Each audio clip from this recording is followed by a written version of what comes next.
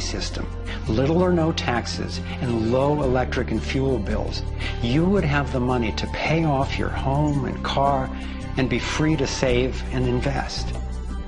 You would enjoy more wealth, freedom, and security, all while working the same or probably less. Let's say I started a mutual fund for my neighborhood, and all the neighbors had stock, okay? And so they healed the environment, and their stock went up in value. So instead of getting drained financially, they're making money. They're making money from things that make their kids safer and prevent the planet from dying. So you kind of have your cake and eat it too. Instead of working all week to make money and then coming home and trying to save the planet on the weekends, you can spend Monday through Friday making money saving the planet and then, go to the beach. This vision of a thriving world is based on what could be called the liberty perspective. There is a simple principle that underlies this approach: non-violation. Nobody gets to violate you or your property, and you don't get to violate anyone else, except in genuine self-defense. This is the one rule I've found that every single person agrees with, at least for themselves. I believe that non-violation is the true north of humanity's moral compass and our core navigating insight. This insight can guide us and protect each and every individual as we set up voluntary, self-sustaining systems. It is a way of living that I can stand for wholeheartedly and without reservation. I've been profoundly influenced by the work of Austrian economist Ludwig von Mises, who developed a whole philosophy and economic system based on the core ethic of non-aggression. Motivated by having witnessed the ravages of communism and fascism in Europe, he committed his life to finding a just way. He recognized that those systems, as well as socialism and even democracy, wrongly assume the rights of the collective, or the group, to be more important than those of the individual. I had always gone along with the view that more people will thrive if we consider the group's needs above the individual's. But when I took a closer look, I found it doesn't really work that way. In the name of what's best for the group, governments have been responsible for most of the war, death, and destruction on the planet. More than 200 million individuals were killed in the 20th century alone. So how would applying the principle of non-violation change this dynamic? It would take us from incremental change of a fundamentally flawed system to a complete transformation where not just some, or even the majority, but everyone could truly have the opportunity to thrive. In order to implement the principle of non-violation, it makes sense to me to honestly re-examine our past, because it doesn't work to try to build a healthy living system on top of an unhealthy one. We have to go back to the most fundamental acts of injustice upon which the country was founded, in the seizure of the lands of the people and the slaughter of their women and children, and the rendering destitute most of the remnants of these people, is such a grievous wrong that we believe that we have to deal with that, to come to grips with that in a fundamental way. Understanding that they're not wrongs that were done and completed 150 years ago. They're wrongs that are continued every single day. So you have, through the history of North America and the United States, over 500 treaties signed with indigenous nations where every single one of them now has been violated. You have, in fact, a tremendous amount of wealth having been generated from indigenous people's lands and resources, and billions of dollars every year still being generated by corporations and European nations based on the continued exploitation of indigenous people's lands and resources. If we didn't have large corporations, if we didn't have Western governments defining how you and I were to relate to each other, living here in North America now together, how would we relate to one another? How would we make it different? It's going to take time and courageous effort to shift the consciousness and accomplish the tasks that will move us toward the world I'm talking about. And yet I know of no greater gift that we could give to future generations. We can't do everything at once. I envision 3 overlapping stages of the solutions process. In stage 1, we bring as much integrity as possible to our current systems.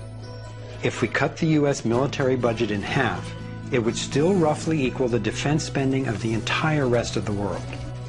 Between that and getting rid of the Federal Reserve, over $1 trillion a year would be freed, enough to feed everyone on our planet, deal with social issues, and heal our environment. Many people believe that widespread starvation and poverty are inevitable, but compared to war, eliminating poverty and restoring the environment are cheap. According to Lester Brown's Earth Policy Institute, it would take under $200 billion a year to restore the Earth's environment and meet global social goals. But this stage isn't the end goal of the Liberty Perspective. While Stage 1 has a lot of the compassion typically associated with a liberal Democrat agenda, Stage 2 reflects much of the wisdom of the traditional conservative worldview. In Stage 2, we shrink government's role to protecting individual liberty and stewarding things we share in common, like ecosystems and the airwaves we use to communicate. As the system gains integrity and we move to sound currency, people will have enough money to have more control over everything that affects them. Stage 3 grows out of the increasing freedom that people gain in Stages 1 and 2, as they have more money and more time. There is no involuntary tax and therefore no involuntary governance. There's no monopoly on force. There are rules, but no rulers. Rigorously protecting individual rights turns out to be key for honoring our interdependence. We can be distinct and unified at the same time. As utopian as this can sound at first, I've been thrilled to see how much practical thinking has been done to deal with tough issues like healthcare, crime, and education. These 3 stages validate the best of both the liberal and conservative perspectives that have divided us for so long, and then reconcile them at a new level, around non-violation, a core ethic we all share. Stage 3 honors human incentive and finally includes the rights of not just many, not just most, but everyone. The Torus provides a template for a society based on integrity and wholeness. It conserves what's working. It has built-in feedback so it can self-correct and innovate to maintain balance.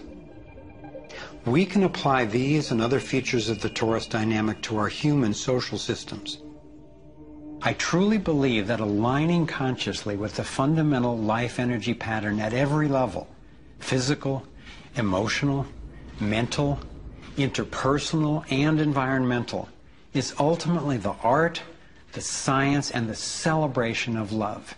And that's what we're here to learn. The fundamental insight of our interconnectedness changed the way I approach everything. In my own life, I found a practical expression of this philosophy in the modern, nonviolent martial art of Aikido. It offers powerful guidance on how to respond effectively and non-aggressively to the global domination agenda. Morihei Ueshiba, its founder, taught that to practice Aikido one must mimic the movements of atoms and galaxies. Just as free energy technology blends with the toroidal pattern to access unlimited power, Aikido, the way of harmony, blends with the energy of an attacker,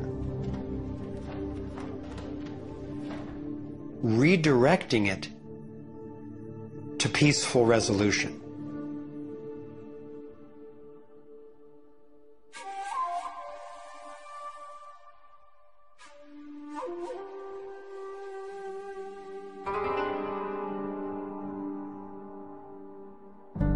Gandhi and King applied these principles of non-aggressive power at the economic and social levels. If we respond with violence to the domination agenda, other than in self-defense, it would only continue the old us versus them paradigm and provide an excuse for even more police state measures. I believe that it's essential, both morally and strategically, that we take the path of non-aggression. There is another aspect of the torus that has profound implications for how we can respond to the challenges before us. It is the absolute stillness, the 0 point, that lies at the center of each toroidal system. I believe that you and I, as well as every other being, are torus energy fields, centered by stillness and each connected to one another and to the boundless consciousness of a living universe.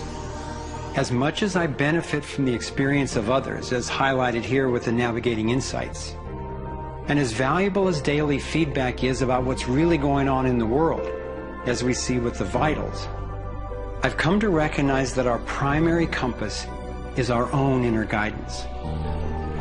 As we learn to quiet the noise and amplify the inner signal, we can better hear the voice that naturally knows and offers wise direction.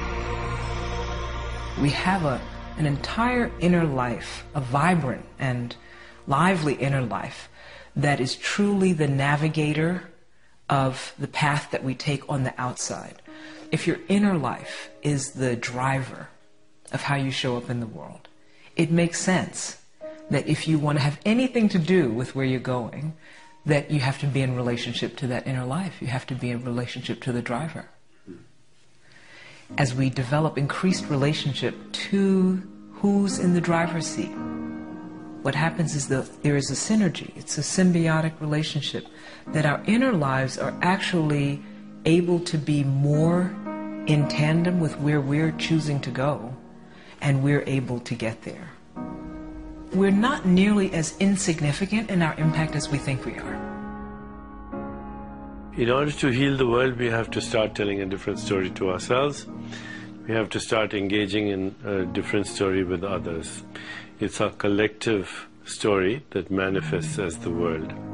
Humanity is now in a very interesting evolutionary phase in which we move from hostile, aggressive competition, which is the nature of young species, into a more mature mode of cooperation, collaboration. There's no question in this country that money, that capital is being increasingly concentrated in the hands of a few. And those who are so powerful are concentrating it further. But there is a force that's more powerful, and that's the power of the people. When we look at the crises now, it is so easy to fall out of love with life. It is so easy to get pessimistic and desperate. But from my perspective, the crisis has matured to the point of being on the threshold of mass awakening, and that feeling inside me gives me the vitality to know that no matter how small what I'm doing looks to me in the face of these huge problems, that the impulse of evolution is not small. And when it's in everybody who's waking up, it's huge.